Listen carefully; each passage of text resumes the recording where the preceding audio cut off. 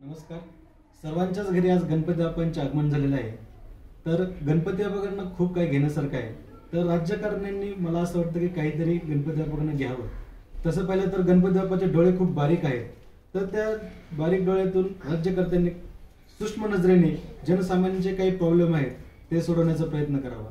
गणपती बाप्पाचे कान हे सुपासारखे मोठे आहेत. सूप काय करतं, चांगल्या गोष्टी आतमध्ये ठेवतं आणि वाईट गोष्टी बाहेर टाकून देतं. त्याप्रमाणे राज्यकर्त्यांनी चांगल्या गोष्टी ऐकून घ्याव्यात. जनसामान्यांचे प्रॉब्लेम ऐकून घेण्याची खूप महत्त्वाची गोष्ट आहे. ऐकून घेऊन ते सोडवण्याचा प्रयत्न करणं हे एक महत्त्वाची गोष्ट आहे. तिसरं एक पाहता गणपती बाप्पाचे पोट खूप मोठे आहे. तर राज्यकर्त्यांनी राज्यहितासाठी समाजहितासाठी काही गोष्टी पोटात ठेवणं सुद्धा गरजेचं आहे. या युक्तीप्रमाणे त्यांनी चालवं. सर्वात महत्त्वाचं म्हणजे गणपतीचे वाहन जे उंदीर आहे, छोटं आहे, त्याप्रमाणेच राज्यकर्त्यांचे वाहन सुद्धा छोटे असावे, जेणेकरून जनसामान्यापर्यंत तळागाळापर्यंत पोहोचण्यासाठी त्यांना सहजरित्या पोहोचू शकतात. अशाप्रमाणे त्यांचं वाहन असावं. आणि सर्वात महत्त्वाचं म्हणजे जे दुर्वा आहे गणपतीच्या चरणाशी वाहिल्यानंतर तिला एक खूप महत्त्व प्राप्त होतं. अशाच समाजामध्ये काही घटक आहेत जे वंचित आहेत, ज्यांना काही महत्त्व नाही.